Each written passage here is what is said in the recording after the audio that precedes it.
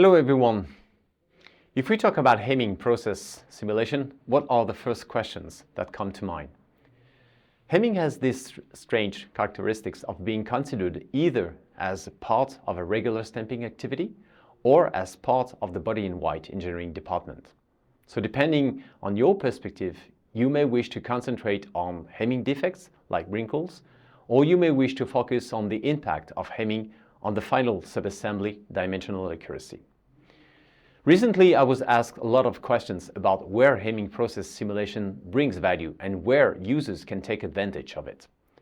Mainly, value is found at the early feasibility phase, where the main goal is to develop a process. Hence, the goals are to develop the initial hemming sequence approach, set part location and constraint strategy, and check the impact of part design change. AutoForm's software offers various functionalities, best representing the reality. You can define the hem flange, set the hemming bed geometry, and detail all kinematic settings, whether your process is table hemming or roll hemming.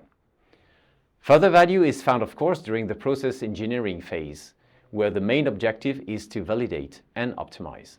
Therefore, users will have the ability to dive into detail regarding the hem flange profile and optimize local thickness, rolling, overlap, and sharpness. Many customers will also inspect variations based on the start point and the hemming direction. These two parameters can influence the resulting distortion, and we have seen in many cases that proceeding clockwise or anti-clockwise creates more or less twist on the hem assembly. In the end, the key message is to clearly distinguish between two hemming simulation approaches.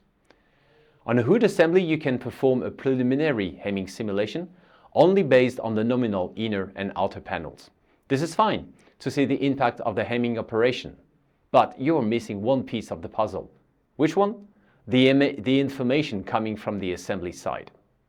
Now, if you simulate the joining of the inner panel together with the reinforcements, then you have the ability to study the hemming of this inner assembly together with the outer panel.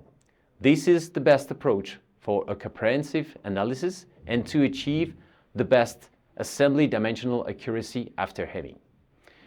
If you wish to have more information about how our hemming and body in white assembly solutions, feel free to contact me.